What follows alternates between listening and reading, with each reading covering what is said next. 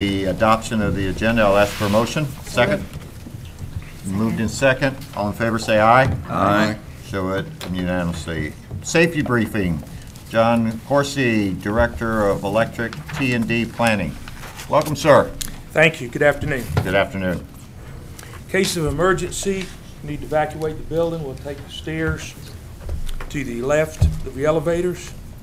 Please be aware of hazards in the room. Got tripods and chairs and things laying around. Just watch that. When descending, please hold the handrails. We will assemble northwest corner of Main and Ashley, which is the church parking lot. Calls to security and 911 have been arranged, and CPR has been arranged as well. Please put cell phones on silent, vibrate, or off. Restrooms are located behind me in the corner. Now a little bit about myself. John Corsi, worked for Mike Bross, Electric Transmission Distribution Planning. Been with JEA about 27 years. Two sons, Clay and Logan. Clay's an engineer like me, went to Florida, works for Swanee River Water Management District. Logan, I must have brought him here too many times when he was a kid because he's a lineman at Southside now, and he's enjoying it. Have a beautiful wife of 39 years, 4 grandchildren. So it's really a good time here and a good time at home. And that's the quick bio. Thank you. Thank you, John. Appreciate it. Thank you for what you're doing. And also bringing part of the family back into the family as well. On presentation and comments, JEA Power Customer Satisfaction Results and Customer Satisfaction Risk. Monica, Chief Customer Officer. Thank you, ma'am. Welcome. Thank you very much. Good afternoon. Good afternoon. Well, today I'm going to share a little bit about our journey that we have been on with Earn Customer Loyalty. And as you may be aware, we received our Wave 3 results from our JD Power Customer Satisfaction Award. So I would like to go through this first by starting with the journey and where we've been. For the residential market, this is the list, more for visual impact, of the 138 utilities nationally that are surveyed as part of JD Power Customer Satisfaction. To remind where we started, in July of 2012, this was where JEA was. In a year and a half, we've moved to the top of the 3rd quartile, with the goal, as we end the year, to come into the 2nd quartile, and with the ultimate goal is to move into the 1st quartile. The utilities in red we've highlighted here is this year in 2014, JD Power added 12 utilities to the national mix, 10 of which are in the 1st and 2nd quartile. So that makes our journey of moving into the 2nd quartile a little more challenging, but we are still up to the challenge and working to do that. So in essence, they've moved the goalpost. Yes. Okay. Yes, sir. We put that in perspective. Okay. Actually, if those 12 were not in the mix but were the same utilities as 2013, we would already be in the 2nd quartile. But we're still up to the challenge. As you know, as we developed our strategy as a utility, one of our key initiatives is earning our customers' loyalty with 3 focus areas: being easy to do business with, empowering customers to make informed decisions, and demonstrating community responsibility. I point this out because as we look at this and as we look at the JD Power survey and what drives customer satisfaction, this all aligns very nicely, and I think we'll see that as we go through where our movement and positive activity has been, as well as where our opportunities continue. So first of all, to give a larger picture view, this slide really represents JEA's movement over the last several years for waves 1 through 3. The residential customer satisfaction survey has 4 waves in a year, so wave 4 is not included in any of this data. But what we're trying to show is year to date where our progress has been from the previous years. And what you'll see is a nice upward trend, which is what we like to see. Every year we have improved at a point in time in our overall customer satisfaction, as well as each driver of satisfaction. So that was very positive to see that movement. When we look at the industry, we are slightly above the national average for overall customer satisfaction. and in most of our drivers at or above the national average as well.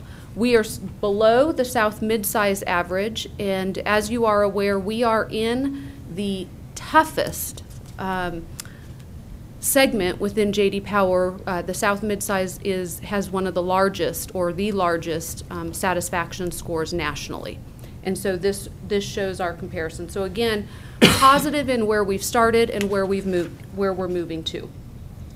There are some key diagnostics that we look at as well, and that J.D. Power looks at. This is something that J.D. Power pulls at each wave as they're looking at items and comparing JEA to the South mid-size and the industry.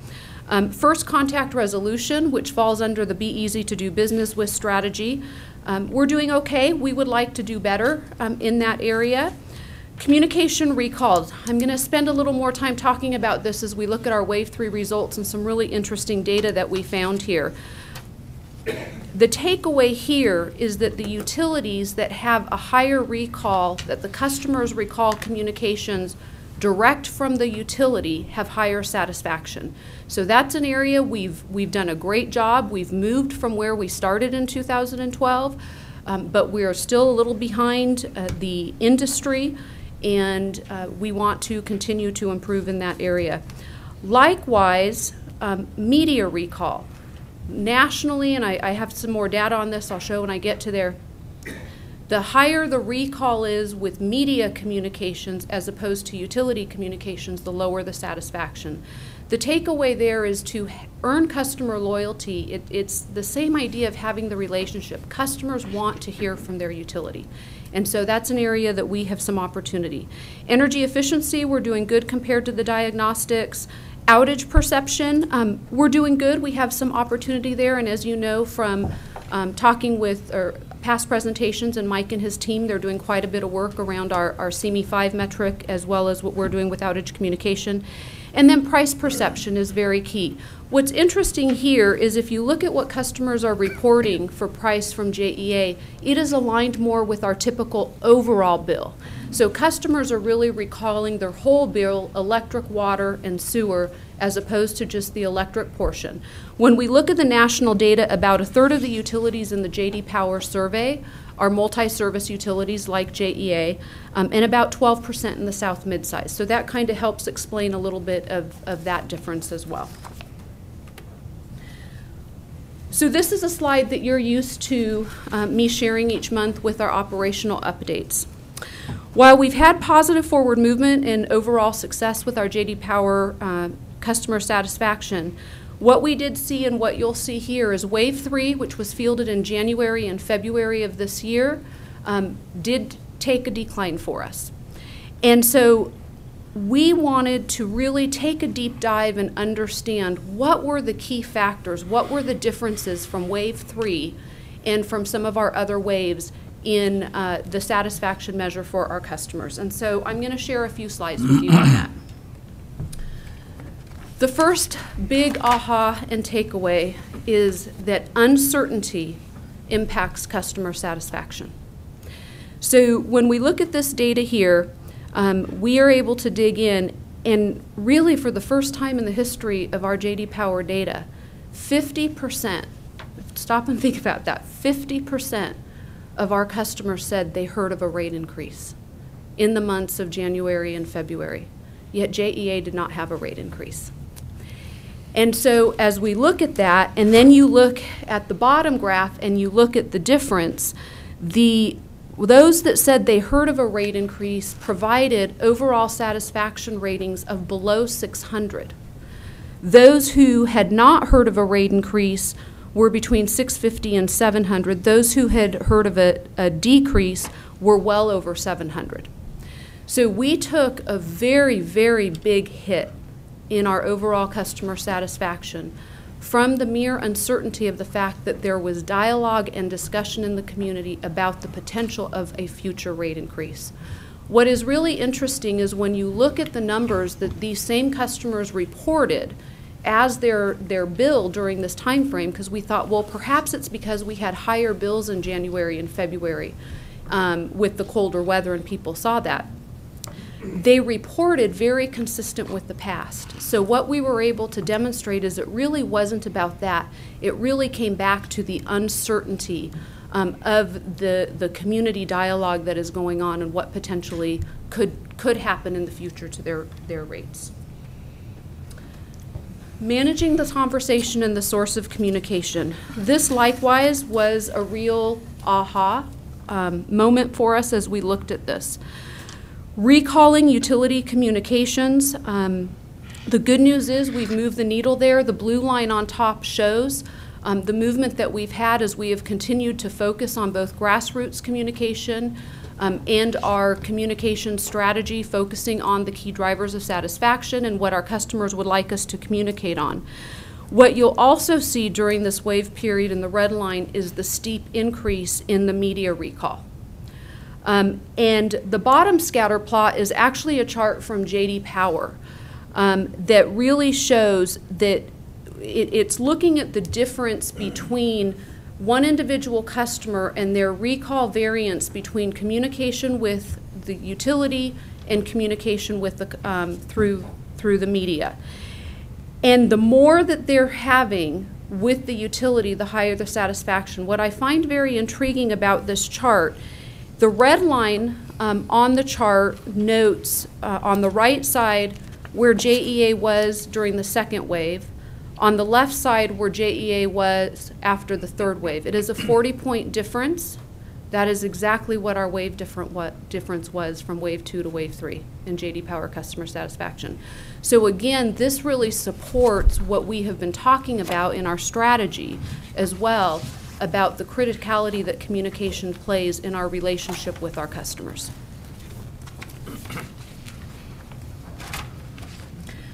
What we also wanted to do is compare us to national top quartile utilities. Not just looking at JEA, but saying, okay, as we look at this, how does this compare nationally? Again, what we find here is your top quartile utilities tend to have higher recall of communications direct with the utility. We tend to have more communication, or our customers tend to have more recall or of media stories with rate increases than top quartile utilities. And likewise, we tend to not be where the top quartile utilities are in utility communication recall. So those were kind of some of the checks and balances that what we're seeing is consistent with the national trend in some of our opportunities. Switching to customer service. While in customer service, we are still above the national average and doing well in that area. This is another area that we saw a decline in wave 3 and we wanted to dig in. Where we really saw that was on JEA.com and online. What was interesting as we looked at this, we took about a 100-point drop just on the online component. What was interesting about looking at this is we made some very important security changes, and those were security changes to protect the infrastructure and security for our customers, but it also makes it a little more inconvenient to log on and to do different items. We ended up seeing that in these results. And we also had some reliability opportunities. While they may have been 15-minute, 30-minute interruptions or partial interruptions, we immediately saw them in our results. And so again, what this confirms for us is our strategy and our importance of the focus on technology, being easy to do business with, being reliable, and really that our customers are turning to and are using JEA.com as a very important avenue of doing business with us. So in summary, our progress is good. We are doing well with our overall residential JD Power customer satisfaction index. We are continuing our movement up. Our customers are responding very positively to our work in our billing and payment options, which is around our empowering customers to make informed decisions. Our JEA communications, really the fact that we have improved in our communications direct to our customers help us offset a little more of that decline from January and February. We're doing a lot more with social media, which I'll share about in my next operational update. We've made over 25 policy, process, and procedure changes in the last 6 months to be more in line with being easy to do business with and earning customer loyalty, and our customers are responding to that. We've got to continue our forward movement on technology and solutions for our customers. It is critical in moving the needle up, and as we saw here, even a few blips, it can be very quick in moving the needle down. And so really keeping that focus. Uncertainty and speculation has a pretty big impact with our customers' perception of us and their confidence in that moment in time, and I think having that awareness. So how do we move forward? Staying focused on our current strategy. We have a very sound strategy for earning customer loyalty. Our focus on being easy to do business with, communication and empowering customers, providing them options and choices, and then staying focused on the community responsibility. So we've got a strong action plan in all of those areas. Wave 4 results are currently in the field right now. It typically is a good wave for us. We anticipate that we will be able to move into the second quartile with our Wave 4 results, although it's going to be challenging. We've got a lot of challenges on the table right now as a community, and those do get played out, and those do impact our customers' response. Mr. Chair? So. Yes. I admire obviously the goal of being the second quartile. Obviously, we can't control the conversation, but I want to go back to price perception. Did you say that there are only 12% of those surveyed that have water, electric, and sewage, so therefore we're not getting an apple-to-apple comparison? When you look at the national comparison, about a third of the national utilities are multi-service, and so 2/3 of them are electric only. In the South mid-size, 12% are multi-service utilities, and the remainder would be only electric. So that is pretty common with J.D. Power. There are some advantages to that that we see. There are times we see advantages as a multi-service utility. When you're looking at the customer's price perception, that is one that sometimes the multi-service utilities see a disadvantage because customers don't always separate the different service lines. Apparently not. Okay, thank you. I have a question along the same lines. With regards to fees and pass-throughs and all those things, right? As you look at the others that we're being compared to, do they have as many as we do? Because that's another area that most consumers don't sort out. They just look at the bottom line, even though a good percentage of those we don't get to keep, if you would, for lack of a better word. Could you expound upon that? Well, I have not gone through and done a specific analysis on the top quartile utilities. I think from the data and the research that we've done and what Melissa has shared, I think that overall we see that JEA is higher on that spectrum of our pass-throughs that is provided nationally, compared nationally. Any other comments? I'm going to take a bit of prerogative of the chair here, and I want to characterize this as coaching to the positive, but I think as I go through and look at your general summary, I'm looking at I'm going to refer to it as our objective partners in the media. I think this is really kind of a wake-up call that, as opposed to us saying it, is what the data says. Absolutely. That in a community like Jacksonville, and I know that people believe there are, and I do, but I think it's important that people understand that we're going to get there if there is an objective partnership that is based on fact and accuracy on what we're doing. And I mean that in a positive way, because I think it really, to me, underscores when you kind of look back of where we took the hit over those 2 months. It's when the uncertainty was there. Now, from what I've gathered from what Jane was sharing with us, I really believe that the media, I really believe this, since I was a person in front of it, is that when you look out there, I think it was balanced. Mm-hmm. That what we were trying to do, and if you all will recall, Paul and I put together with Jerry and Jane a strategy to move the dialogue of the uncertainty of what was coming out of City Hall, take it out of the public domain and put it into the Finance and Audit Committee, where it could be, in quote, be looked at and evaluated. But I want to say this to our colleagues in the media. You know, this is a small town, and we're in this together. And I would encourage the media and the folks that represent the media to understand the power of the press, and that why, if we're not doing it, you have every right to say we're not doing it.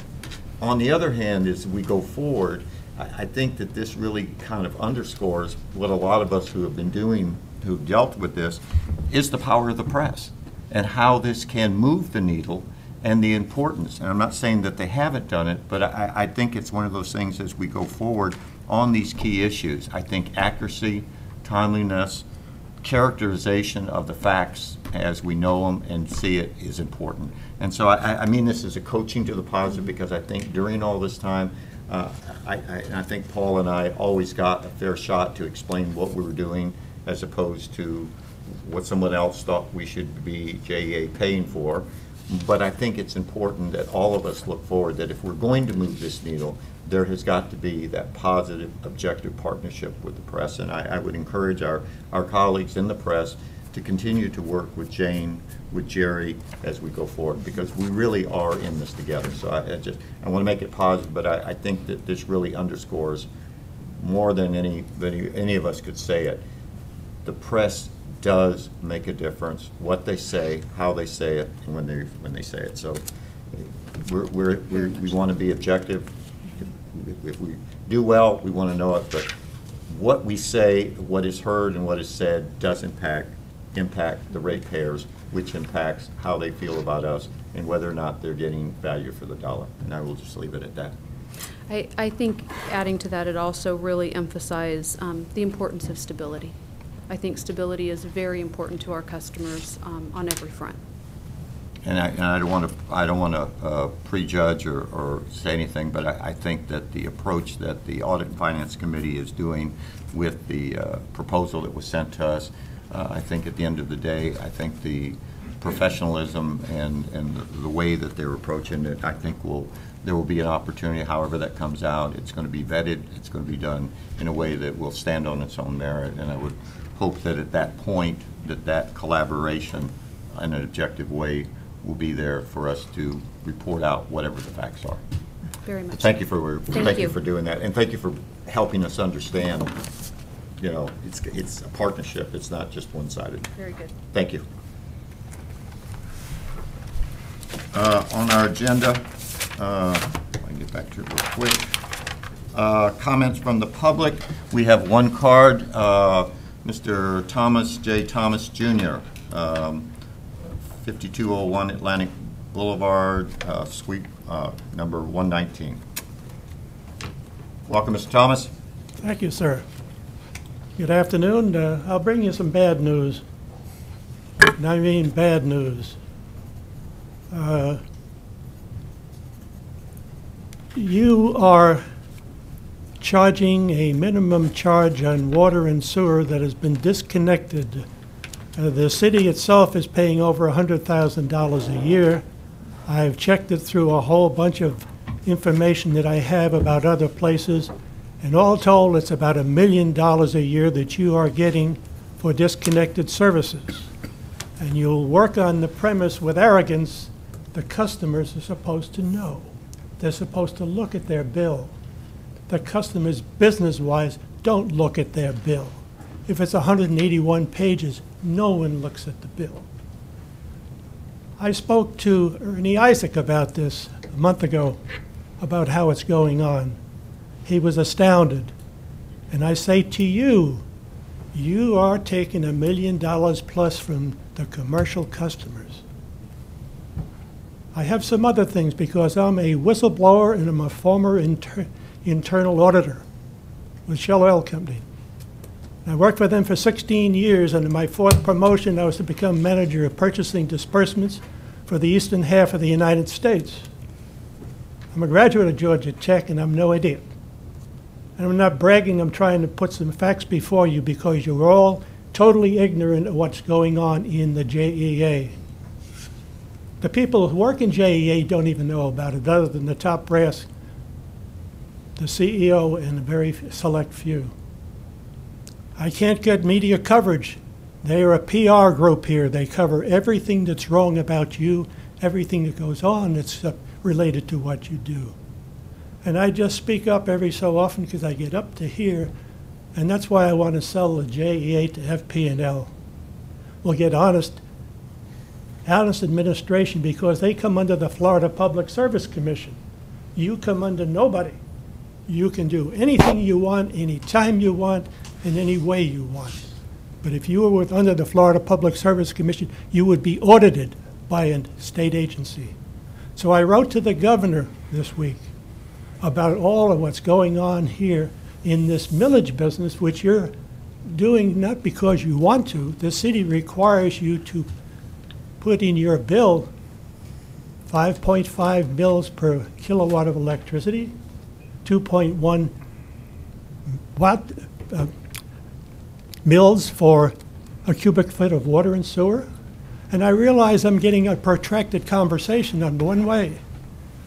And when I sent this all together, over a 15-year period, it adds up to $104 million that the hospitals, the nonprofits, the federal government, the JEA, the U.S. Navy is paying $2 million a year in this hidden tax. But at this point, somewhere along the line, I've got the FBI, I have the mail fraud involved, and I have the Navy Criminal Investigation Division. So sooner or later, it's going to hit the fan, and there's nothing you can do about it. And when you get all through, this place will be sold to the Florida Power and Light. Not the place of the people. This will still stay here. You will no longer be a producer. You will be a customer of FPL. They get all of the hardware. They get all of the contracts. But everything still stays here. All the people stay here, so you become a user, and they sell electricity to you, and you resell it to the public. Mr. Thomas, your time is up. On two issues. One, thank you for bringing the facts to us.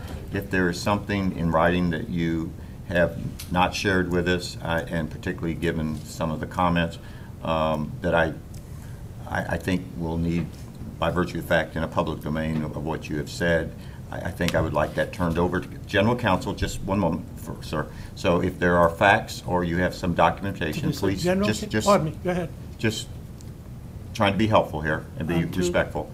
If there is some facts or figures that you have, please turn them in here to the folks at the front desk here, and we will proceed there. But your time is up. But if on the facts and figures that you believe that you have, I think some of the accusations are significant, and so I would appreciate, one, having those turned in. We will turn them over to General Counsel, but I appreciate your presentation. They are being turned over directly to Mr. McElroy.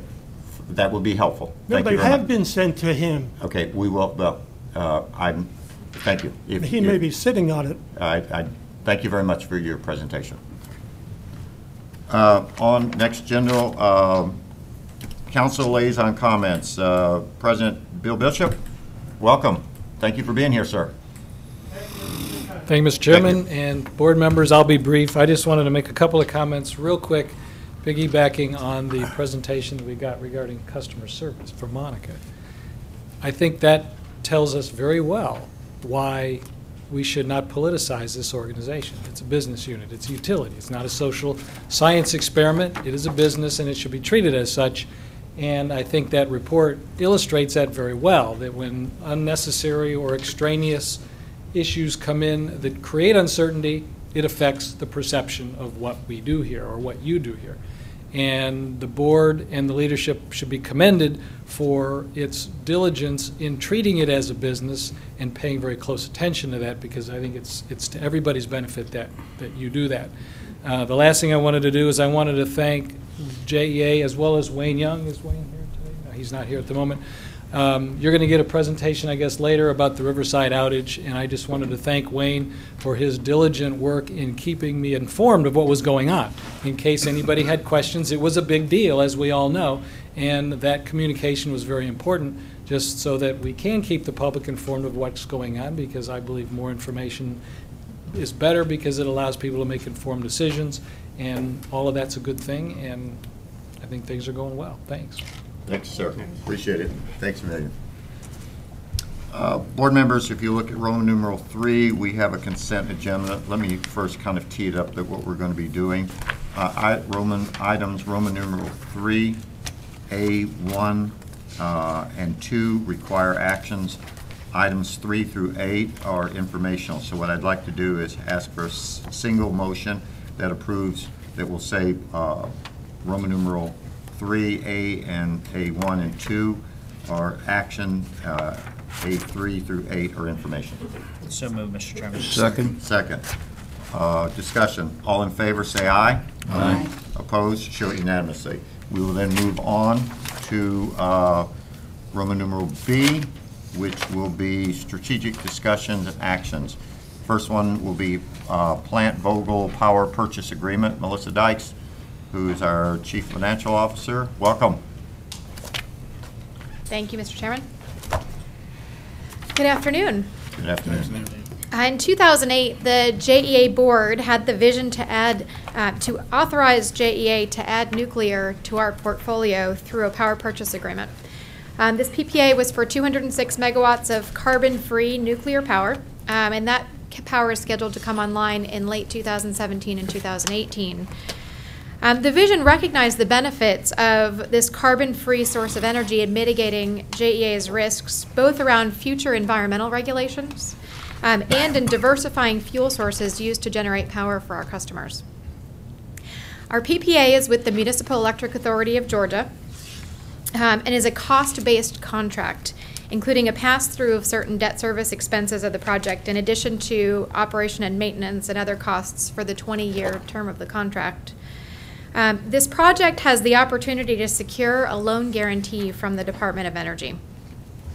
This loan guarantee from DOE is expected to significantly reduce the debt service portion of our PPA expense over the term of our contract, lowering the overall costs for JEA's customers. But to utilize the guarantee, we have to make certain amendments to our purchase power agreement with MEAG. The goal of the amendments is to keep the business deal substantively the same. The amendments that we're working toward are those that would facilitate and allow the DOE loan guarantee to be used in connection with the project. And in fact, they were contemplated at the time the original PPA was entered into, but we didn't have any documentation from DOE to know what those changes needed to consist of. So this is provided as an information item to the board to give notice that we are planning to amend the power purchase contract with MEAG to facilitate the DOE loan guarantee. That loan guarantee is expected to, and the associated financing is expected to close this summer, along with a public markets financing that will complete the balance of the financing costs for that Plant Vogel project. Any questions about this information item? Questions? Will we Mr. Chairman. see those changes in advance before implementation? We'd be glad to share them with you, yes. Thank you. Absolutely. Do we have a timeline on that, Melissa? Okay. The changes are expected to be completed within the next month.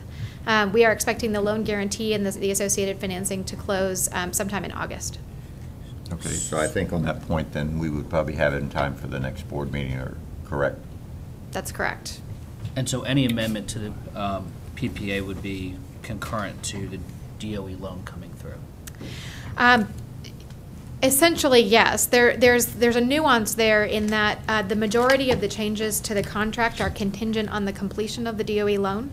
So to the extent the loan guarantee is not issued, our expectation is that most of those changes would not be in effect. So there is a timing mismatch there. There'll be a public markets financing that's expected to come first, and then the DOE loan guarantee would follow that. So there's a sequence of events that'll take place over the summer to complete the financing. And then I know we're doing this because there's an expected savings for JEA and the ratepayers. Have we monetized what those savings would be by being able to get the DOE loan? We have guarantee? Estimates for that. Unfortunately, the way DOE operates is that they don't give us final fees for the loan until we're much closer to closing. Okay. So we'd be able to make a final and more definitive determination on that as we get closer, as we get farther along. The estimates show savings somewhere between $4 and $8 million a year. Okay, great. Other questions? Melissa, I'm hoping the CEO will not hit me when but I don't think you will. Since we've got so many new board members, maybe if we could add this to some sort of, just to walk through what that agreement, because there's only two of us that were here, the original that were here, and I think since they're going to be here after Ms. Johnson and I leave, and this gets there, I think if we could do a quick overview of what that agreement, for context, because I think then that would tee up where we are. And I think in that will show the long-term strategy of why we did that. But I think they have not had that opportunity, and I think that would be an helpful and informative opportunity. So we could arrange for that, for everybody to go through that. That would be really helpful. Great. Be glad to do that. Great, thanks. Any other questions? Okay. Thank you. Thank you, appreciate it. Get back on my schedule here, I apologize. Number 2, Riverside Avenue outage. Mike Brost? Good afternoon, Chairman, members of the board. Thank you, Mike. So we had on the agenda today a report for the board on the event that happened late last month, April 23rd, incident report on Riverside Avenue. Manhole fire, significant impact on a portion of the downtown network. Outages to some very, very large, important customers, important to JEA and important to the community. Customers who have many, many thousands of employees working for them that were impacted. A bad, unfortunate event. We did do a good job with communication during the event, as Council Member Bishop indicated, and did, I think, a very, very good job with the restoration work. A lot of work was done safely in a short amount of time. So our response was very, very good. Certainly regret the outage and the adverse impact on the businesses.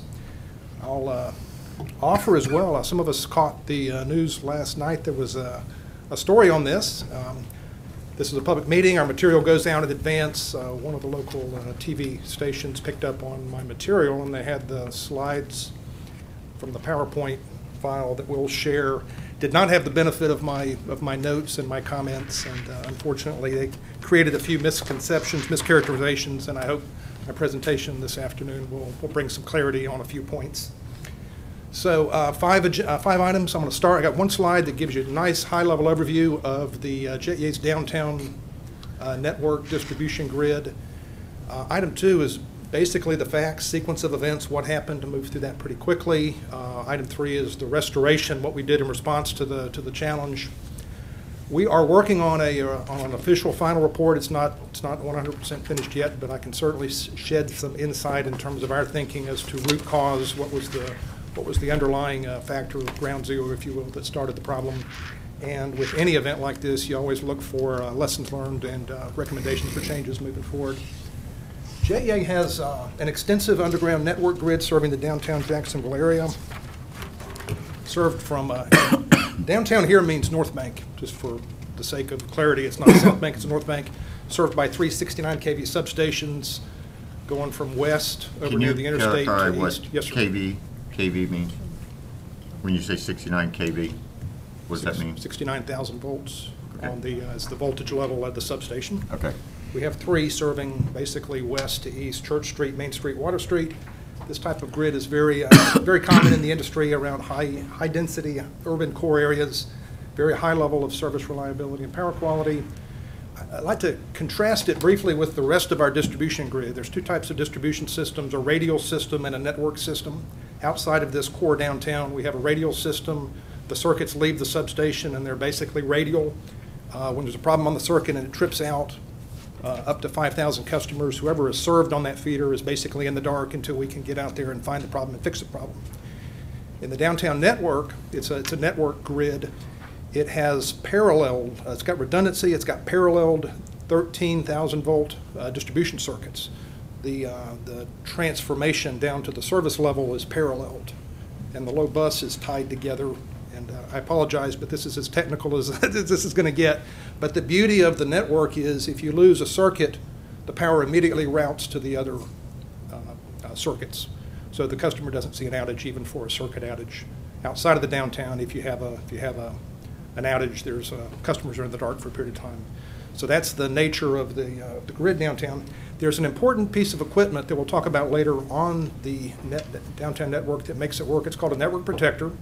Every transformer has one, and the job of the network protector is to detect loss of source from the 13 kV side and open up, serving to isolate the still in service part of the grid from the portion of the grid that's out of service. So since it's all paralleled up, you've got to have some device that separates when there's a circuit taken out of service. It's called a network protector. Every transformer has one. We have about 250 in the downtown network.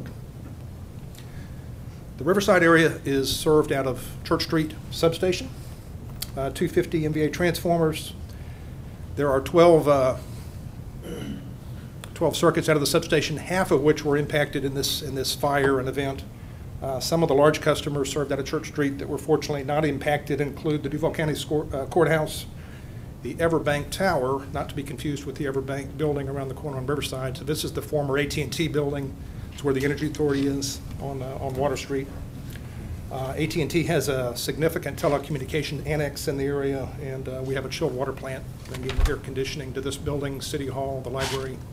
So some significant customers are served out of Church Street, and we're fortunately not part of this outage on the 23rd.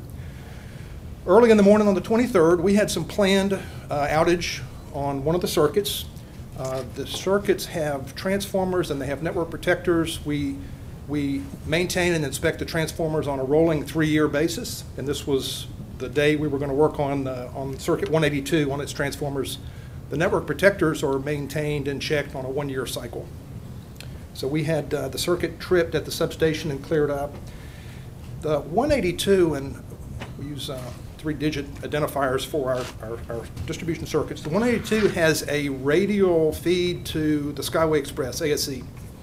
So it's not a network service, it's a radial service. It's not normal for the network. It is totally normal outside of the network, and it's hanging off of it. It is served through some fuses, and the clearance procedure on this particular circuit, after you take the circuit out of the substation, is you go to these fuses and you isolate it, and that prevents the possibility of there being any backfeed from the Skyway Express onto the circuit that we're working on. It's purely for safety. We have done it many, many times before successfully. On the morning of the 23rd, the technician went to the fuses, opened up the first of three fuses, and the cabinet faulted. Went to ground, lightning arresters blew. That happened at 9:30. Over the next 30 minutes, we lost 3 additional circuits, 183, 185, 186. 183, 185, 186, and 182 are the 4 circuits in the manhole where we had the fire. So those were tripping because of the fire. We were notified of the fire in the vicinity of 220 Riverside, responded, declared an emergency. There were 2 additional circuits that were still in that were cleared for safety, so JFRD could get in and put the fire out. So that was about noon, and we began our damage assessment restoration. A couple of photos. The fusing cabinet that failed on Bay Street. Good one's on the left. The actual damaged one is shown on the right. The vertical gold bars are the fuses. And he basically went to the one on the right, pulled it, and the cabinet faulted. We took many pictures from the manhole. These are close-ups. It's kind of hard to get a good sense for the magnitude of the damage with the close-up shot. These manholes are a few feet down, but they're 12 feet long, 6 feet wide, and 7 feet tall. Kind of, if you're claustrophobic, you don't want to be down in them very long. And they're full of energized cabling and splicing and all kinds of other equipment in the manholes. The fire basically destroyed virtually everything in the manhole. Top bullet shows the significant amount of material that was replaced. A total of 33 employees were involved in the work over the 40-hour restoration period.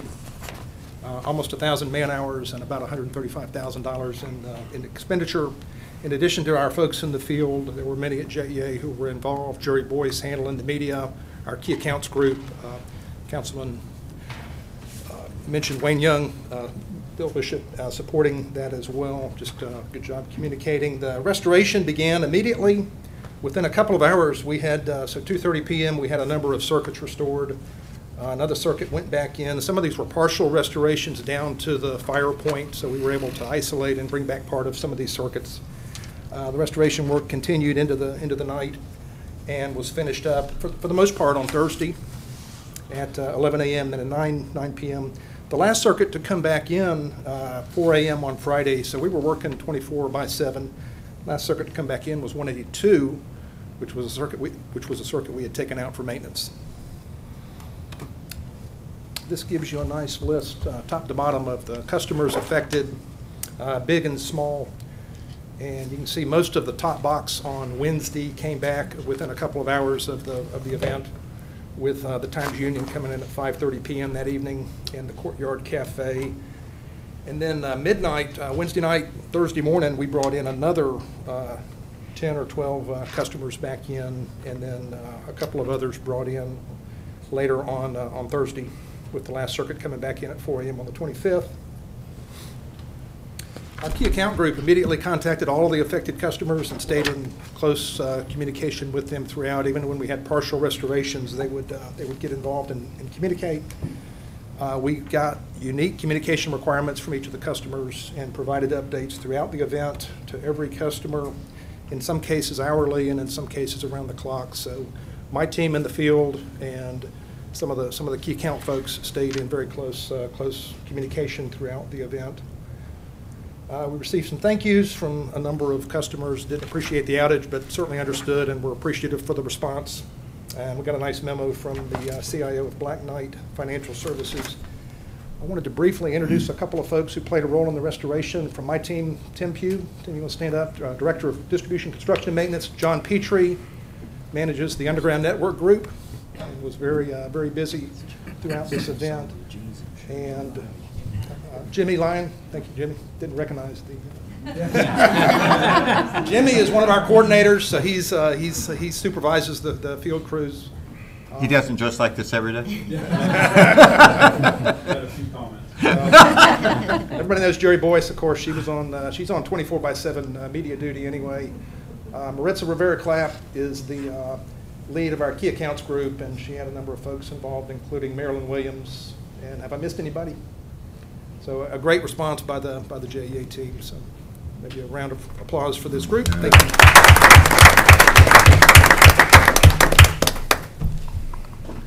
The root cause.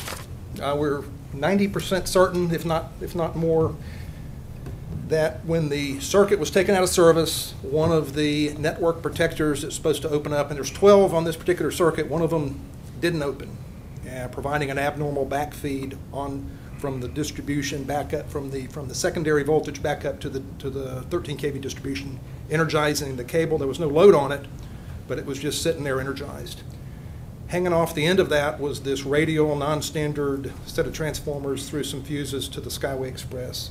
The combination of that and the fact that we disconnected the fuse one phase at a time created a short-term overvoltage condition that caused a failure in a Y-splice in the manhole on the 182 circuit that had recently been installed. So that is where we are at currently from a root cause perspective.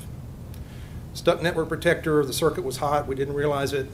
Went to a fuse cabinet that, per the switching procedures, we open every time to eliminate the backfeed potential. That caused the switch cabinet to fail, as well as a splice in the manhole at 232 Riverside. Caused a fire. Everything in the manhole, including the 3 other main circuits, went.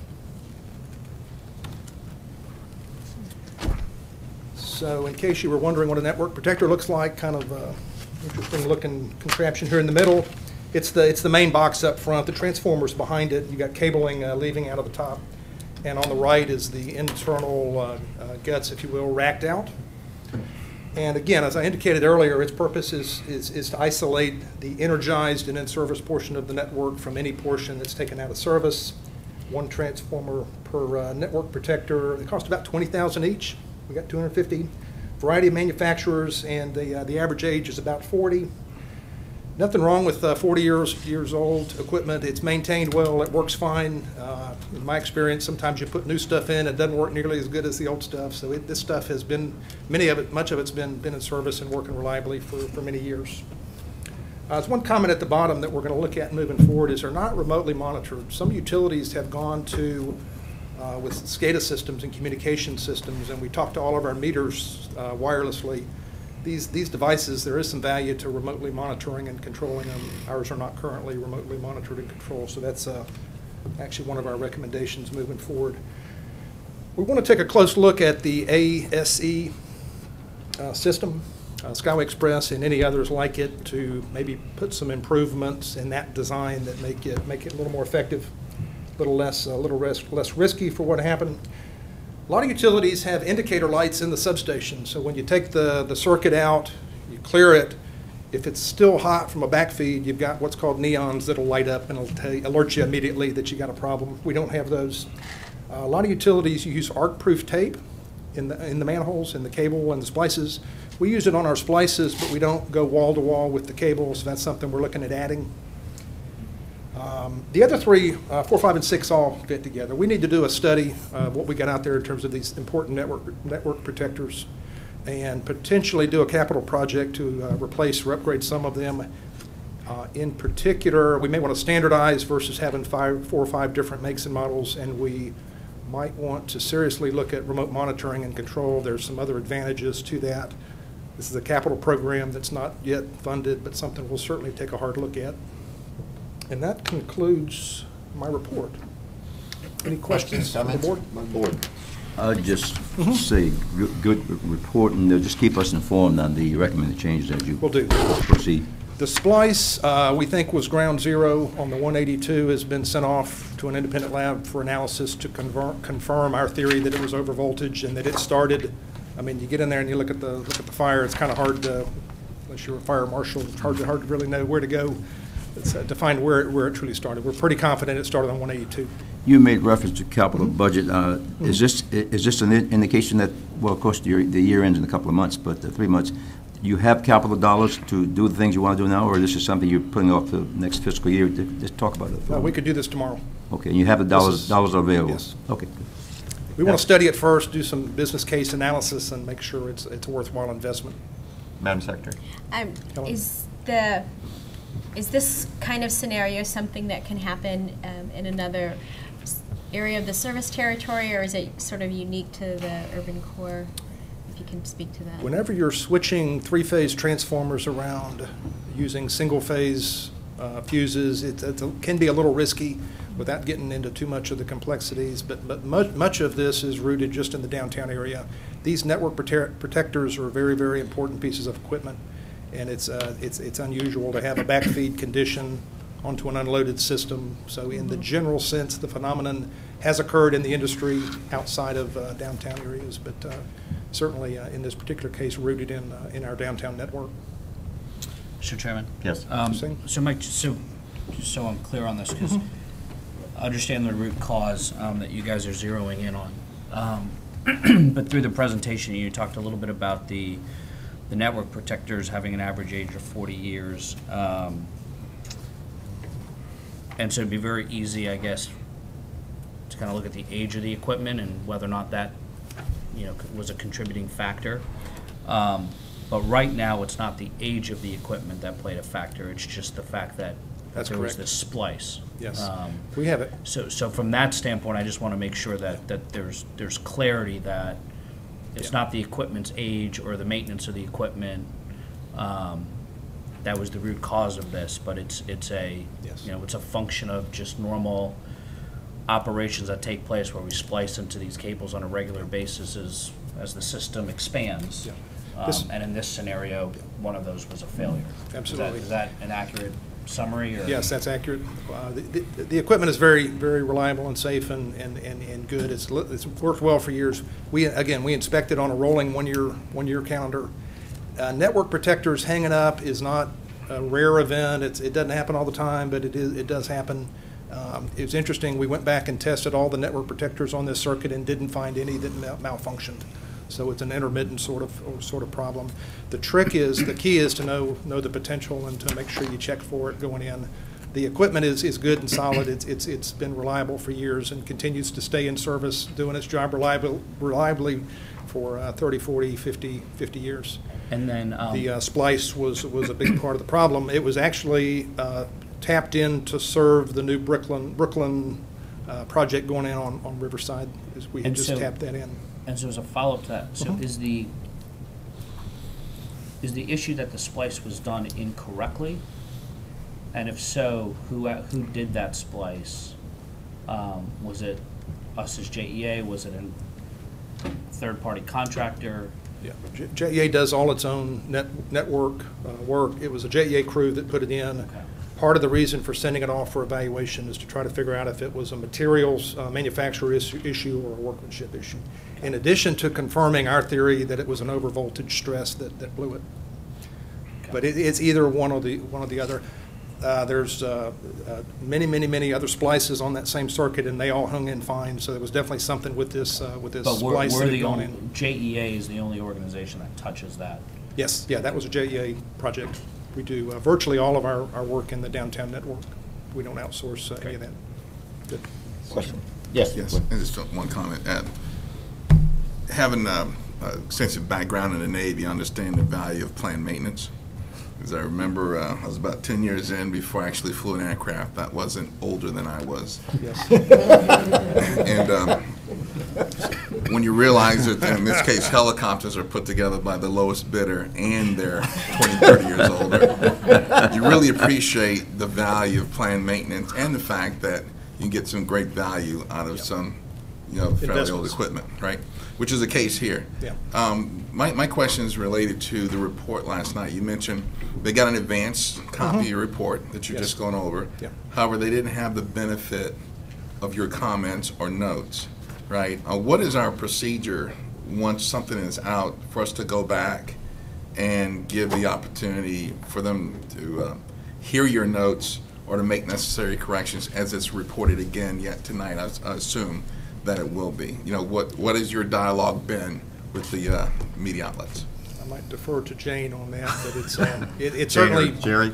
we can put letters to the editor out there and comments, and sometimes we always reach out to the media when we find them where they have made some errors or mistakes or put something out that wasn't quite right. Many times they will send out a correction.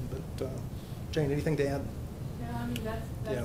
true. If there's something that's inaccurate, Jerry normally follows up and provides the correct information and asks for consideration. Okay, thank you. But I'm guessing the media's updating itself right now. If the cameras are on it. Yeah. Mike, when you were talking about lessons learned, I think the question is, again, I don't want to minimize the importance of this, but the question I have, in 15 years that I've been here, I've not heard of this situation now that, maybe not everything's been, but the significance of, and I did terribly in physical science, so I think I was following what you were doing, using all these technical terms. But is this, I don't want to say Murphy's Law, I don't want to minimize what we're doing, but is there a way we could have anticipated this? Was it one of those situations where we didn't have, if there wasn't anything in the playbook, so to speak, it happened, and what we did was, it happened, it was really, we had to fix it, and we had the team ready to go in and fix it as quick as possible. Is that I think that's a good way to describe it, Mike. We, hindsight 2020, you can always back up and say, and like a lot of bad things happening, it's often a sequence of 5 or 6 different things coming together at a point in time, and that's what we had here. If any one of those 5 sequences had been interrupted, we would have avoided the problem, and likely that's been the case in the past. We've done this switching operation dozens of times in the past, certainly since the Skyway Express has been in, 15, almost 20 years, and haven't had the problem. No, I think it's been there longer than that. Longer than that, yeah. So certainly, when you see it laid out, and our report is not final. This is the scenario we think went down.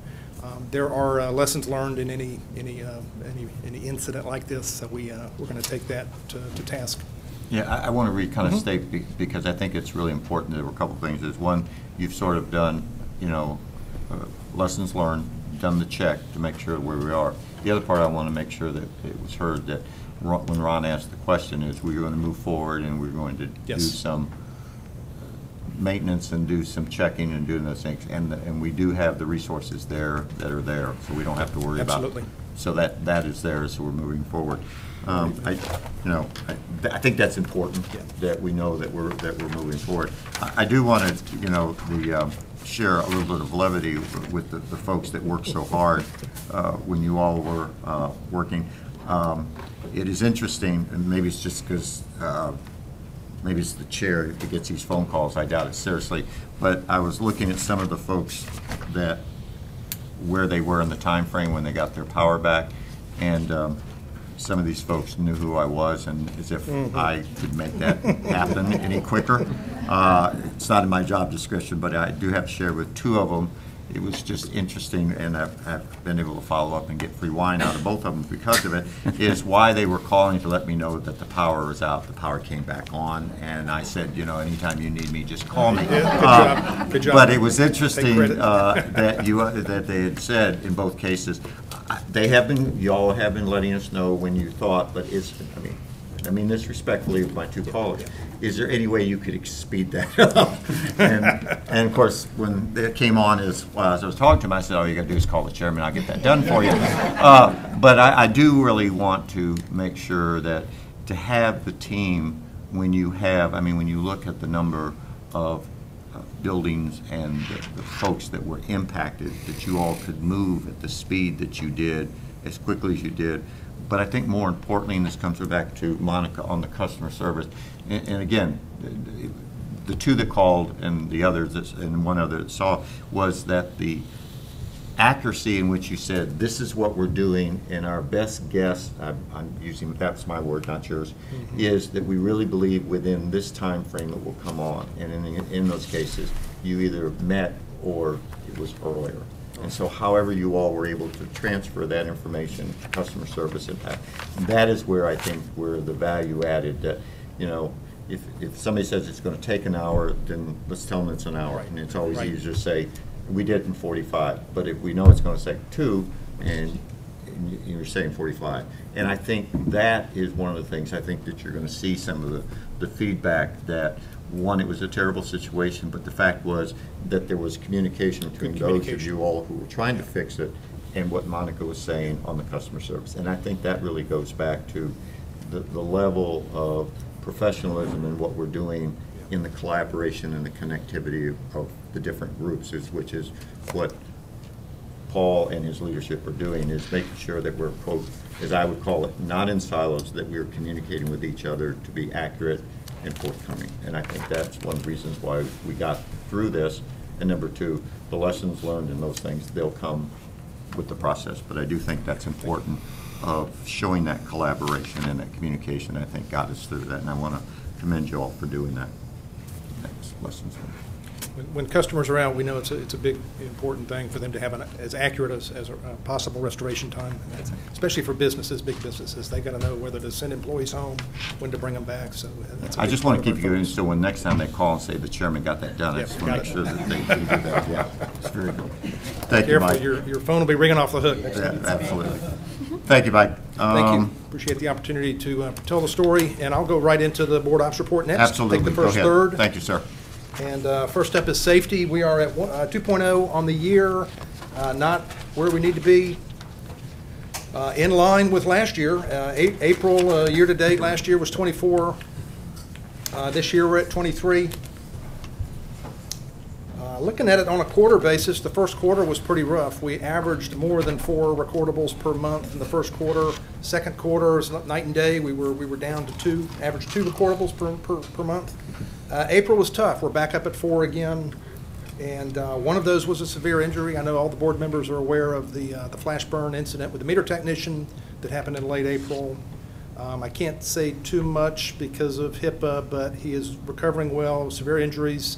He was recently transferred from Gainesville, where he had been, back to Jacksonville. He's not home, but he's making good strides towards recovery. So he and his family remain in the hearts and minds of everybody at JEA. Haven't had a severe incident like this in quite some time, so it's a wake-up call. We have a number of programs and focus points. Clearly, we're not getting the job done as a team on safety, and we need to come at it from different angles and continue to work at it. We're better than average. We're in line with where we were last year and where we were in 09 and 2010, but our goal is 1.2, and we're committed to continuing to get there. On the cost side, not much change from the last couple of months. Be real quick on this. The all-in dollar per megawatt hour, 93.06, is favorable to budget by 241 and better, about 30 cents better than our target. Most of that is supported by the non-fuel side. Non-fuel is down about $4 compared to target, 2 relative to budget.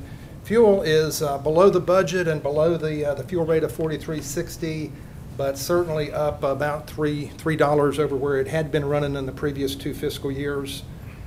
We expect to net out this year on the fuel fund at 15 positive, net positive, $3 million better than budget. We budgeted a 12 million surplus on the year revenues and expenses. Both O&M and capital are doing well relative to budget. 10 million under on O&M, 13 on capital.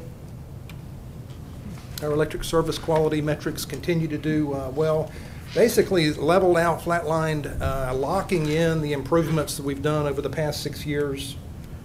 Typical JEA customers seeing 1.7 outages per year and 73 minutes of outage duration. Wanted to spend just a few minutes this time around sharing some information on SEMI 5. Customers, this is our new reliability metric. Monica referred to it. We've talked about this a couple times in the past.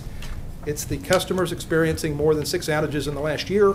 Stated as a percentage, we're currently at 2.58. Stated as customer count, that's over 11,000 customers that have experienced that many outages.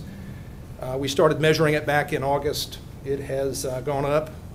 When we started measuring it, it ran up for a couple of months. Since January, it's come down from 15,000 customers to south of 12,000. The top chart is a nice frequency distribution, so you can see that 120,000 JEA customers saw 0 outages in the last 12 months. And by the way, we're zeroing here on extended outages. We're not counting the momentaries. 120,000 had no outages. Another 120,000 had 1 outage. Unfortunately, on the other side of the coin, 200,000 had 2 or more, which is more than our system average of 1.7. And you can see the grouping there of about 11,000 that's boxed into the shaded area for 6 and higher. Our goal moving forward is to continue to focus on this. Lower left, we'll lock in 2.5 this year. Our goal is to get down to 2% in fiscal 15 and 1% the year later. We have a very nice and useful map that we have, and we leveraged this out of our GIS system with the outage data overlaid. So there's some IT behind this, and and you can see the legend in the upper left. You see very clearly by each dot is a service point. So you can see where the concentrations are of 6 and 7 outages versus 10 outages versus 14 or 15. A couple months ago, we had outages that were up at 17 and 18. So just by working at it for a couple of months, we've eliminated that. The worst is 15. 15 is entirely too high.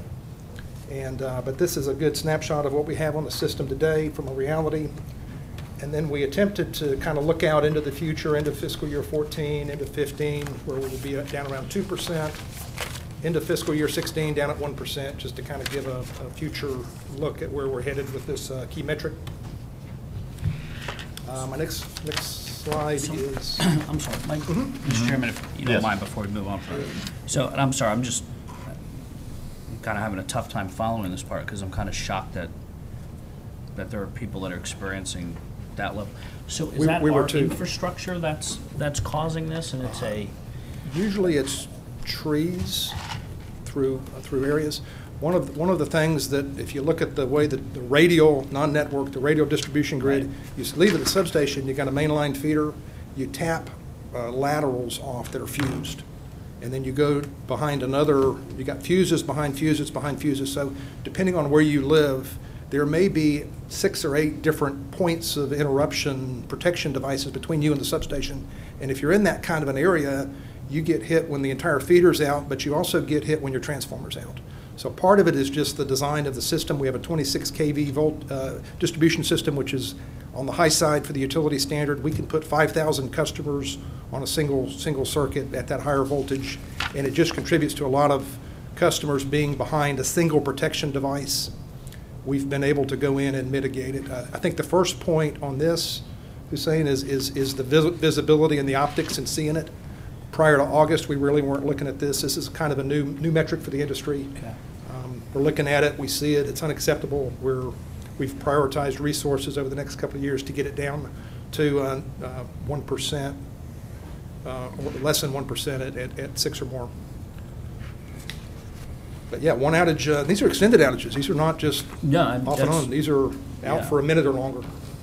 Yeah, and you would think we're having rolling blackouts or something. We are confident the visibility on this and the focus will help us with J.D. Powers. This has got to be a huge dissatisfier for a few customers. Yep. Underscores the significance of being at least 844 square miles. Yes.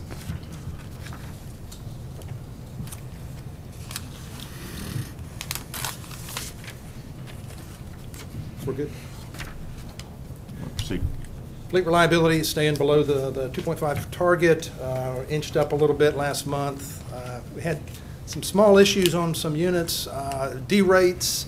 Northside 3, which is our oldest unit, 40-year-old oil unit, runs gas, had some issues on the condenser that caused some problems, but all in all in pretty good shape. Continuing to do real well on the environmental compliance side. This is our fuel chart. Fairly boring and uneventful from previous months. The expenses tracking under revenues pretty solidly. End up the year on 123 million is the estimate with 15 net. I know the board is considering later a fuel refunding in June, July of 25, 26 million. So that this supports this continues to support that being acceptable in terms of reserves. Unit sales currently forecasted at just under 12.3 million.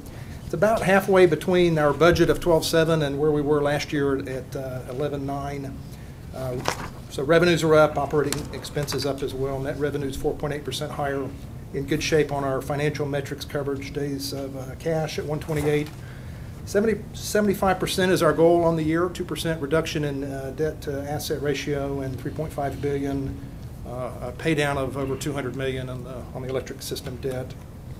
And no changes here from the last couple of months in terms of where we stack on the rate side. And questions for me, or Brian's up? Okay, thank you. Thanks, Mike. Mr. Bryan, you're up. Sir. 5 slides on the water wastewater system on the operational metrics that most of them on the scorecard. The first one is our dollar per kgal, and we look at the dollar per kgal. We're performing well in FY14 compared to budget and compared to our FY12 baseline target. When you use a blended cost, there's a year at $4.17 for 1,000 gallons of water, $8.17 for sewer, so $4 per 1,000 gallons for water, $8 for sewer, in that range. And depending on where a project might be, a particular year, it might be balanced between water and sewer. So we're a blended rate well. Our more concern is looking forward, and it's a good challenge, is that in FY15, 16, 17, we know we have growth. We actually have 5,400 new meters in the last 12 months on the water side, which is good, 1.7% growth. We're not seeing unit sales grow, but we do get the new customer count there. And so unit sales are staying constant, about 33 billion gallons as we speak. And so we'll continue to look for that growth of customers. On the metrics, we're a little bit different than most of the electric system. The top one, water main outages, and we have a goal of 4,500 customers to lose water on an annual basis. We're more like, on the whole water system, is more like the downtown network. We're a network, we're a grid on the water system. We wish we were that way on sewer. Sewer is more radial, like on electric. On the water system, we can backfeed most of the system if a customer's out. So we've only had 2,295 customers been out through JEA problems this year. We did have another main outage that a contractor drilled into our pipe 2 days in a row that did cause several thousand customers to be out on 210 a few months ago, but these are ones related to JEA, and that's third-party damage. And we're looking at about 300-400 a month. We plan on meeting that metric. We do have a balance and mitigating metric on the right on water distribution pressures. We have 101 pressure monitoring systems in the throughout the grid, because customers still may be getting water, but not quite as much as they want. I look at Monica. She told me one time that she had low pressure not long ago. We addressed that issue in that part of town. So that's not a good customer. She speaks for 400,000. But you have lower pressure, so we do try to monitor the system. We have remote control monitoring of these 101 pressure points, and we're looking good. 30 psi or less is basically down to zil. We don't really have any of that at this point in time. And then on the bottom right is our priority tickets, customer response time. Most of these are water outages, but they could be customer related, where a customer needs us to come to their house because they need us to turn their water off to fix plumbing. It could be a potential sewer backup. It could be on our side. It could be on their side, but we go respond. And we really look at it as an opportunity. 18,006 opportunities this year over 7 months to serve our customers well. So we're looking at 25,000 opportunities a year to serve our customers well, and we do have very good response from our customers on overwhelming majority of those visits. So we're doing well with those metrics. 65, 66 minutes response time. Environmental compliance is a balance. Last month, top left, we went through the whole water reclaim system. On a consumptive use permit, we are at 94 million gallons a day year to date. We know certainly during the summer, we'll probably encroach the 100 million gallons a day. Our target, or our couple limits, 127 MGD. We're 27% below as we speak, and we project to be closer to about 20% below by the end of the year. And just a reference, we were 20% below our cup requirement in FY13, FY12, but we're only 7% below in FY11. So that is something that we always will monitor.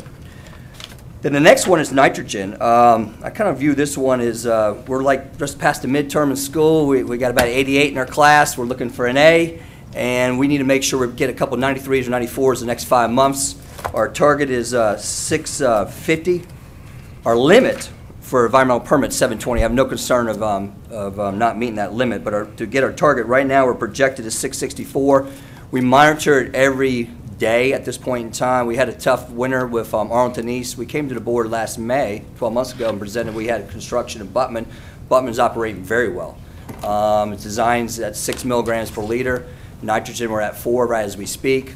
Been doing very, very well. Arlington East, we had a tough winter. We got that back under control, and we also have some temporary pumps at the District 2 plant, our smallest plant, and trying to mitigate any issues in nitrogen to get that right under 650 this year, continue to go lower. The last one, SSOs impacting waters of the U.S. We have 25 SSOs year to date. You look at the last 7 years, we've been in this range of 36, 37 to 25. We do know since May, two years ago, it has been raining often, and when you have rainfall, it does provide more opportunities, not good opportunities to have more SSOs, because you do have potentials for overflows in your system, and we'll continue to work to strive for zero there. But in the range of, we'll be in the range of 30 this year, which is good performance, not the best we ever done, but good performance there. On the financials, top left, while we have 5,400 new accounts, and which is 1.7% growth, our water sales are down 4.8% this year, mostly driven by that 20.5 on the irrigation.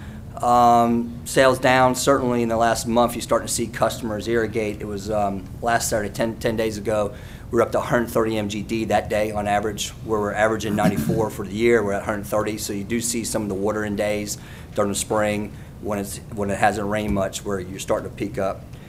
And then sewer is down only 0.4%.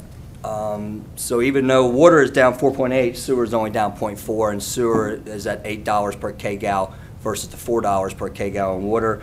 So therefore, our revenues, with the increase of meter accounts, remember on the water sewer, about 40% of the revenues come from the fixed service availability charge, where electric might be 0.4%. So the revenues are coming in at 381 forecasted, which is $8 more million than last year. We are also having strong capacity fees are coming in again this year with the growth in town. Our O&M expenses are listed at 126 is the formulated forecast. We do hope to be in more of a 124, 125 when the year ends. Continue to go down a little bit, $500,000 to $400,000 every month. Our debt service and R&R OCO are about $120 million each. Our capital expenditures this year are $95 million forecasted. And we do see that number over the next several years with our growth being closer to 120, 130s, we'll see, but we're about 95 this year. Our real focus in the next few years is some wastewater, water plant expansion, and some R&R on our force mains and gravity mains. Our metrics are well. Melissa on her bi-monthly report goes into all the details of it. I think the biggest one is that our debt's at $1.9 billion, $47 million lower than it was a year ago through the scheduled principal payments. And the last slide is our rates. Minimal impact, no movement here in probably 6 to 8 months throughout the city, throughout the state. Any questions, comments for Brian? Thank you, sir. All right. Monica.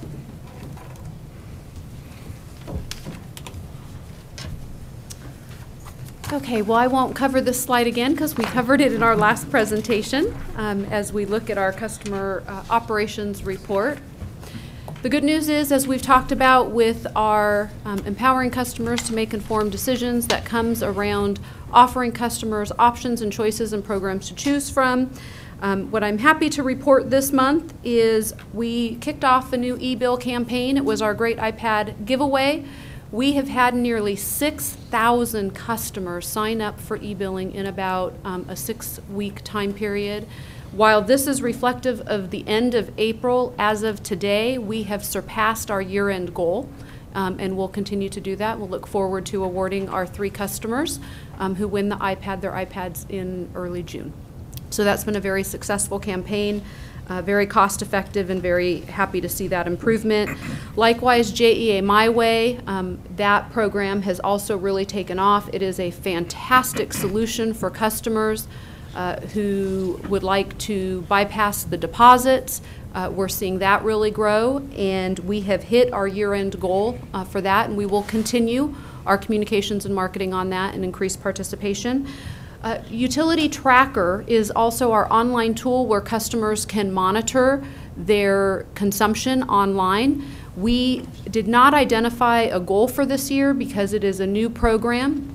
We just started marketing it, but we're seeing that take off fantastic too, so I just provided the information here. We will have a goal for that next year. We are getting about 12,000 to 14,000 sessions per month right now on our utility tracker, and from those customers that are completing our surveys after they use the tracker, we're seeing over a 95% of the customers saying they find it useful, and we're seeing a lot of repeat customers coming on monthly. So that's been a great success, so we're really happy about where we're going with our customer programs and participation. Our payment methods, again, we're moving in the right direction. We're continuing to, while we're ahead of the industry benchmark of 51.5% at about 58.5% of our payments being done electronically, we're continuing to see that grow, which is fantastic. Higher customer satisfaction and more cost effective. It is the true win-win, and so we're continuing to work in that vein. First contact resolution. Again, this is an area that we know is an area to put focus. We're moving in the right direction. We did have, April was a tough month for us. That was largely driven by some issues that we had, again, through reliability on our website, as well as our longer hold times in the call center where people are needing to call back, and slowness issues. We see that impact our numbers, and so the good news is we're aware of what's driving that. We've got plans to address it. We're also doing some work right now where we're analyzing what are those key functions or areas where customers are needing to call multiple times to get their issues resolved, and we'll be working on our process improvements based on that data. Community service and volunteering. This is a great success story. We're moving in the right direction towards hitting our goal. Through the end of April, almost 360 JEA employees have volunteered in the community. I would also like to share that we did recently receive an award by the Salvation Army, JEA did, for being the top volunteer group award for 2014, continuing to be out in the community, giving back to the community, and just hats off to our employees who give a great amount of their time and their heart to serving our community. Communications, I talked a lot about that earlier and the importance of communications. So we continue to monitor and make sure we have a mix of grassroots communications as well as mass communications, and that we're doing so cost effectively, and keeping an eye on the awareness as well as our focus on what we communicate, and that being directly tied to the drivers of satisfaction and what our customers would like to hear us communicate on. Again, we keep an eye on the customer financials because as we're making a lot of our policy changes and our improvements, we want to be sure that we're keeping that appropriate balance. And again, our receivables and our uncollectibles are looking quite good to our goals in the industry. And then continuous improvement. In alignment with the presentation that I shared earlier today, I wanted to focus on looking at the continuous improvement efforts along earned customer loyalty by our 3 strategies or our 3 focus areas of being easy to do business with, demonstrating community responsibility, and empowering customers to make informed decisions. Some of the key continuous improvement efforts, as I shared earlier, we don't always share what those policy and changes are that we make because sometimes they're pretty small in nature, but when you look at them for the last 6 months, we have made over 25 process, policy, or procedural changes, many of them coming from direct feedback from our customers and our frontline employees who hear from our customers the most. Doing a lot more in proactive communications. We have distributed over 40,000 proactive postcards to customers, letting them know about reliability projects and work that we're doing in their area to improve their JEA service. We have increased our payment locations, over 200 payment locations in our community now. We have added Publix to the mix of where customers can pay their bill. We have started tracker education in April and increasing the awareness for our customers to be aware of utility tracker. Social media, I wanted to call this out. We are seeing great growth and movement in our social media, particularly on Facebook and on Twitter. We put over 100 Facebook and Twitter posts out a month on average. Again, tied to the drivers of satisfaction, about our emergency response planning, about energy and water efficiency, about our different awards, about our employees volunteering in the community, about different programs, and so we're seeing great response there. We're seeing it also become a great tool to serve our customers. We're catching comments that customers are making, and we're getting in touch with them, and we're addressing their issues, and they're very quickly coming on and saying thank you to JEA, and so we have a lot of work there. Also, we have started work on electric vehicle education. We have launched a website. We've been doing tweet posts and Facebook posts on that. We've been out at the community or out in the community at events in that regard.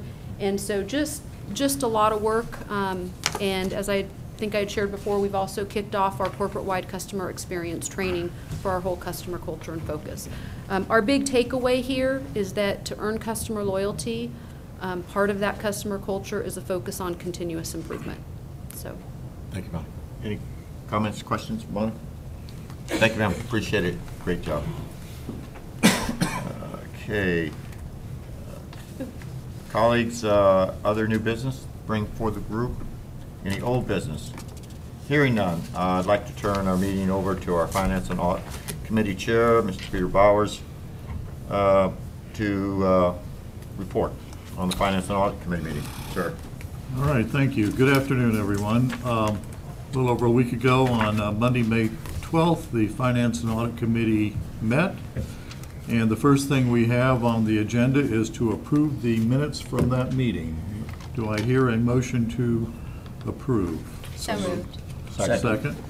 All in favor? Aye. So approved.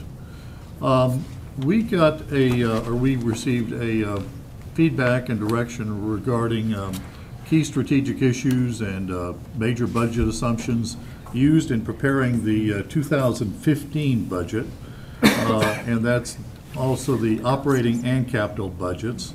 We looked at revenue assumptions, O&M expense levels, interest rates, debt structure, and financial metrics. The Finance and Audit Committee recommended that the staff bring the budget for final board approval at the June 17th meeting. At this time, I'd like to call Melissa to kind of give us a bit of a rundown on this budget. Hello again. We'll call this the short version of our fiscal year 15 budget, since we've gone through it in a lot more detail with the Finance and Audit Committee. The total budget for fiscal year 15 is down for the second year in a row. And that's really constructed around our sales assumptions, which are consistent with our load research group's sales estimates and include a weather contingency with them. Our sales assumption in the electric system is 12 million megawatt hours going into fiscal year 15.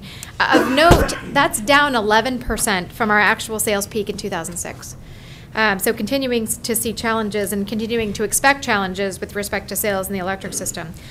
Similar story in the water and sewer system. Our budget's constructed around 35 million kgals in fiscal year 15. That's down almost 20% off our peak in 2007.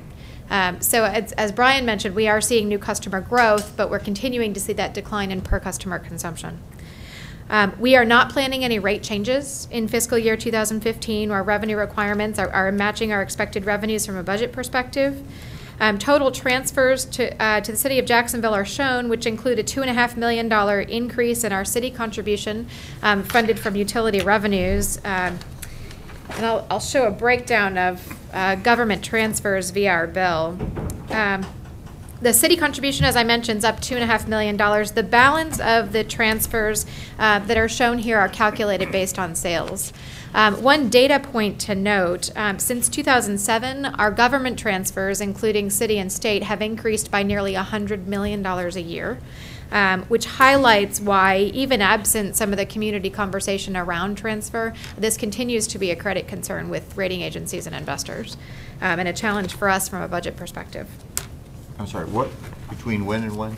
2007 and 2015. 2007 was the last year before the franchise fee was implemented. And between 2007 and 2015, our transfers to government have increased by almost $100 million a year. That really, probably, members, when we go to Wall Street in December, let's be prepared. I think it'll probably be a discussion topic, so we need to be prepared for that. So, going forward, thanks, Melissa. Important fact. Thank you. But, Mr. Chairman, one of the things we talked about at the Finance and Audit meeting, just for clarity, we talked about this, is the $100 million is not, that includes the city franchise fee and a couple pass-throughs as well. So it's not, it's No not just question. the city contribution. It's not the return on equity, so to speak, for the owners of the utility, but they are taxes on the overall electric bill. And that's really the point you'll find when we go to Wall Street. Without a doubt, but I just wanted to make sure that someone didn't think that. No. That just the city contribution that's been talked about a lot recently has gone up $100 million. But Yeah, Melissa, that's an important clarification. Will you City go back to the previous slide? Sure. You see it has gone up, though. by $20 million a year over the same time period. Correct. Yeah. Right.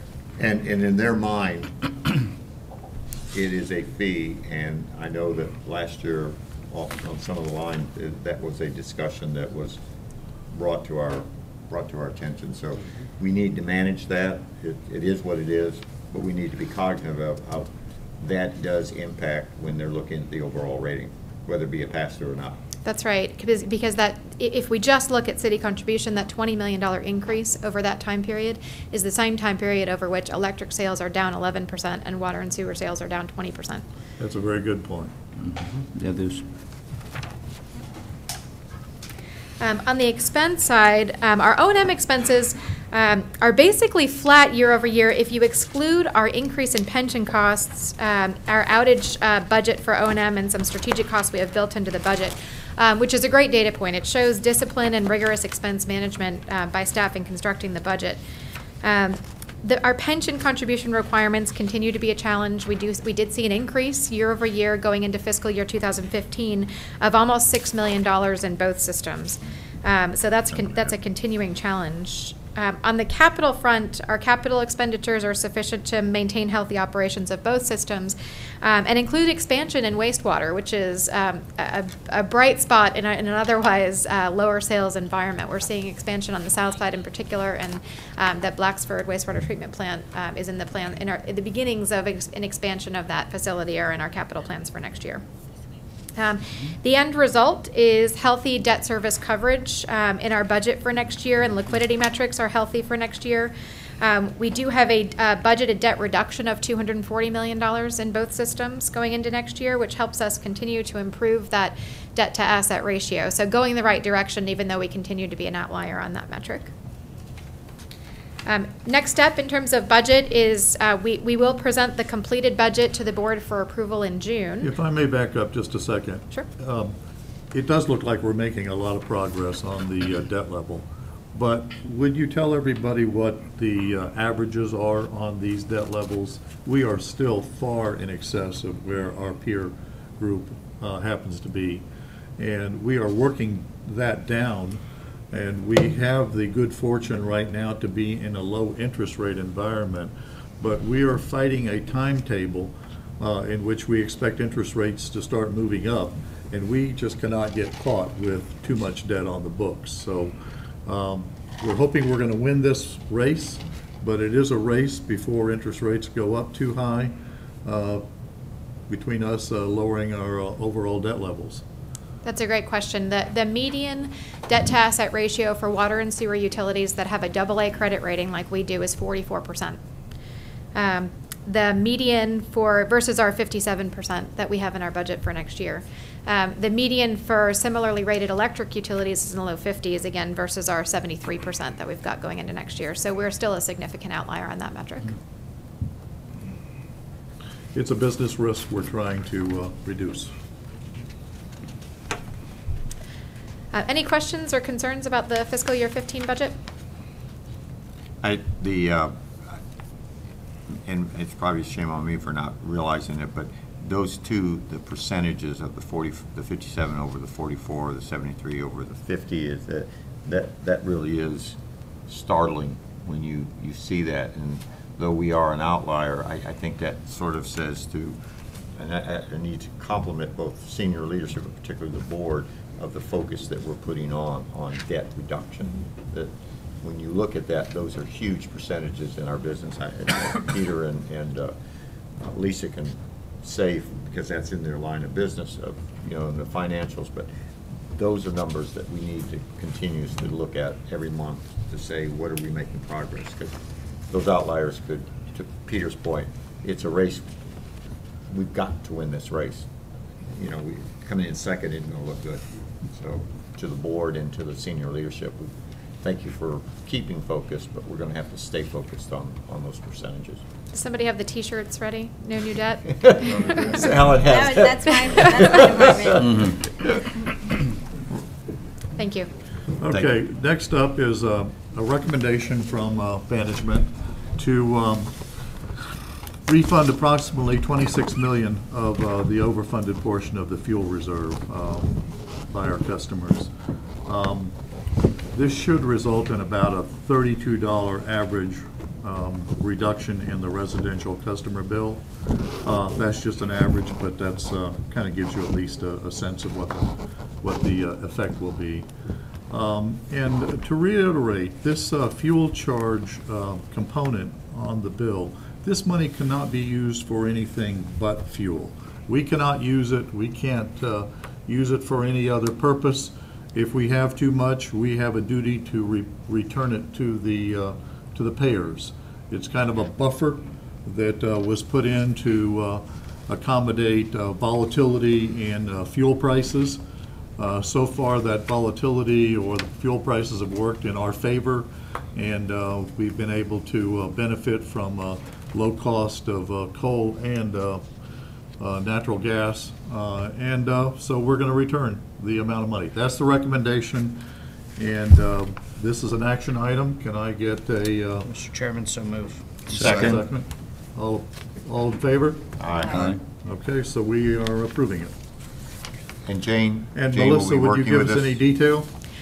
I was I guess only we going to don't share need with to. you, based on discussion at Finance and Audit, some information about communication with our customers. There's a bill insert that we're planning to include with customer bills that's shown up on the screen here, beginning in June, and we're targeting July as the date for that refund showing up on bills. And then Monica does her customer service calls right after that. Immediately after that. Timing's everything. Okay, we're on to number 4 here. And I'd like Melissa again to give us a brief overview of the results of the updated water and sewer costs service study. And we also have a recommendation from the staff to call a public hearing to add new commercial customer rate options to the electric tariff documentation, and also to implement some administrative changes to JEA's District Energy System rate document. Thank you. This is quite a dense agenda item, so I'll unpack it a little bit for this discussion. First, I'll just touch on the cost of service study. We do have a requirement to complete a cost of service study every 5 years. That study was completed for the electric system in 2012. It was very recently completed for the water and sewer system, and you should have received a copy of that study in your offices.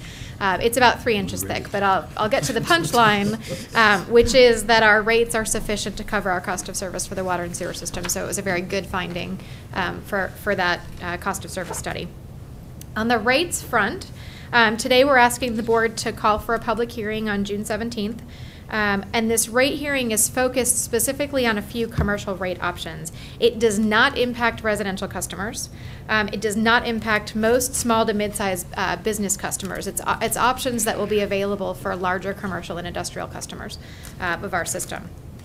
We know through research that customers want choices in all aspects of their utility relationship. And for commercial customers in particular, this is very important when it comes to rate options.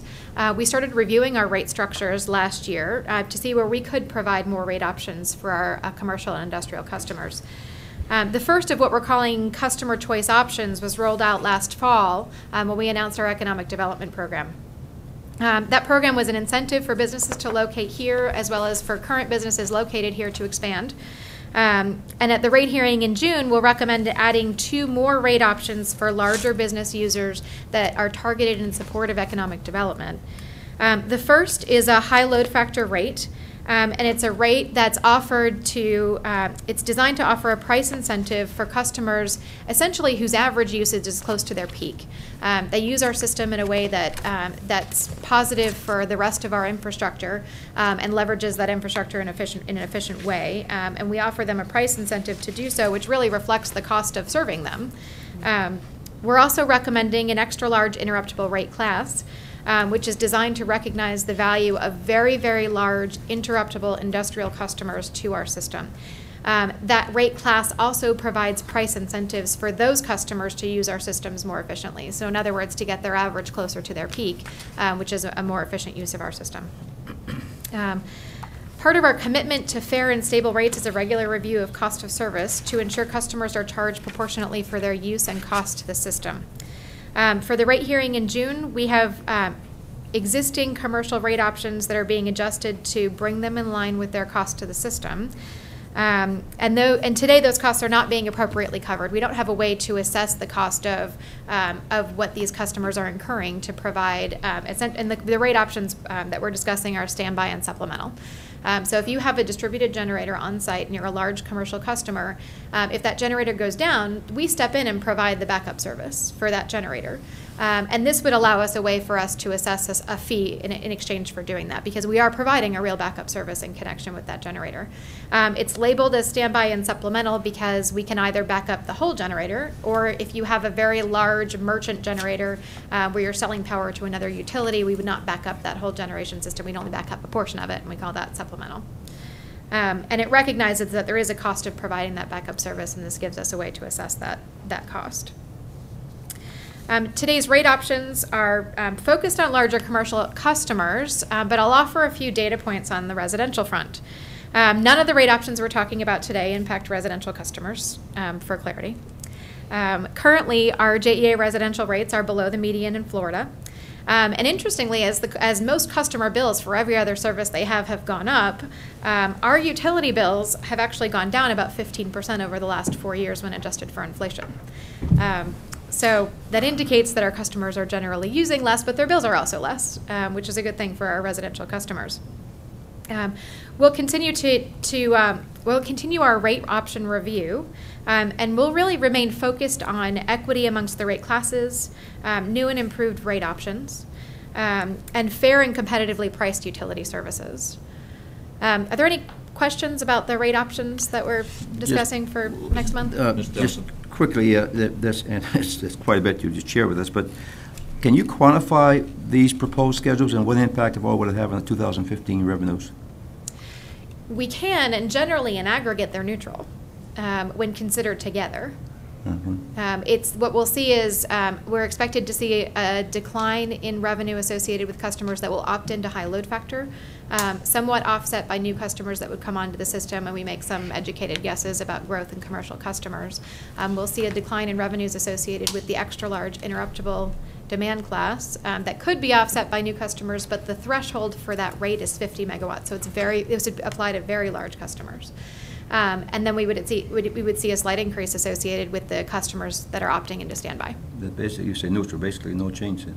That our expectation is, from a revenue perspective, that it's approximately neutral. Thank you. Is that it, Melissa? Yes. This is an action item. So moved. Second? All in favor? Aye.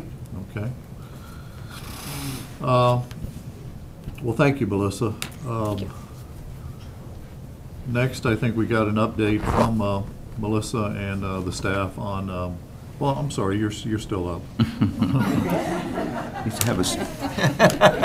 Not so fast. Not so fast. Almost got away. I apologize. But on the project timetable and a Moody's report for the, on other public power utilities on how their payments to their governments compare to ours, or how ours compare to theirs. And just give us a little rundown on that, Melissa, on the timetable, and it does look like we're still on schedule. It does. I will note that the schedule is aggressive. The amount of work and the complexity of the questions that are involved in the analysis that we're completing under the guidance from the Finance and Audit Committee, these are extraordinarily complex questions. So what we've done to date is we have gone out with an RFP process and solicited services from a nationally recognized actuary. We have made a selection through that process and are working toward completion of the contract with that actuary, who will be able to jump on board and validate numbers about our portion of the liability, the normal cost and unfunded liability associated with the general employees pension plan, but then also be able to look at some of the analysis more specifically relating to the proposal that we received from the mayor's office. We have solicited an independent analysis from our financial advisor looking at the impact of implementation of that specific proposal, and are awaiting that final analysis to share with the Finance and Audit Committee. And we have hired an outside attorney to help us look at, does the legal construct exist for us to even separate our employees from the general employees pension plan? And then if that does exist, then would those employees remain exempt from Social Security? And we do not have an opinion back from that attorney yet, but that work is underway. So there's a significant amount of progress that's being made, but no specific answers, unfortunately, to be able to offer at this point in time. We are on track to be able to we're hoping to be able to complete the analysis by the end of this calendar year. Well, thank you very much. Did you want me to touch on the Moody's report? Yes, please. There is a report from Moody's that's included in the Finance and Audit Committee package, and it's one that's worth just flipping through if you've got an extra couple minutes. What the Moody's report touched on was that there are lots of governments that are facing fiscal pressures, and those governments, what Moody's wanted to analyze was whether those pressures were creating pressures on contributions from the city-owned utilities to be able to fund those shortfalls in the cities. Generally, their conclusion was no, with the shining exception of, unfortunately, Jacksonville, which is highlighted in the report in a call-out box, talking about the challenges that we in Jacksonville are facing on the city front, and how that has increased pressures for contributions from the utility. It also has something to say about just the general level as a percentage of revenues. That's correct. It calls out Jacksonville high. as very high. Yes. It kind of comes back to the chart that we just saw here 7 or 8 minutes ago. Mm-hmm. That. Okay. Thank you, Melissa. Thank you. In addition to that, just to let you know some of the other reports that we got as a committee, we got obviously a more detailed report on the Electric System Water and Sewer Reserve Fund, quarterly ERM and audit update, the Ethics Officer's quarterly report, JEA Energy Risk Management Policy Report. We got an update on the Southside Generating Property RFP process. As most of you know, that's been put off till July. And also a nice report on a proposed access and land swap agreement for that property, which would allow direct access from Prudential Drive, and another point of access from the south side of the property over to Old Kings Road, which would make the property much more useful, obviously. And our next meeting is August 11th for those on the committee. Same time, same place. And then we ended the committee meeting with a private session hearing from Ernst & Young, the Director of Audit Services, and the Council Auditor's Office. Actually, that report was not done since the City Council Auditor was not there. But for the most part, everything seems to be going quite well. Nothing really alarming to report there. At this point, I'd like to turn the meeting back over to Mr. Chairman. Thank you, Mr. Chairman. Thank you for an informative report. Melissa, thank you for your information and as always, good facts. At this time, I will ask the Managing Director, our CEO, for an update on things that we need to be shared. Just briefly, Mr. Chairman, thank you to the board for the time today and all of the committee work that's been involved over the last number of months, and also a special thank you to the board. In pre-meeting, the board wrote in a get well card to John, our injured employee, and I'm going to be personally delivering that to him Friday morning. So thank you for taking time and extending best wishes for a quick recovery to him and support for his family. And that's it, Mr. Chairman. Thank you. I have 3 bullets. Again, I think we had a lot of information, maybe a little bit information overload, but I really think there were 3 things that jumped out, 2, and then one was first to Mike. Thank you for the I think very detailed and technical report on the Riverside outage. I think there were a number of issues that came out, but I think what I heard from the board was we've got a handle on it. But we're looking at lessons learned, but I think importantly came out of that is the team was ready, as we shared, to be able to come and move in. And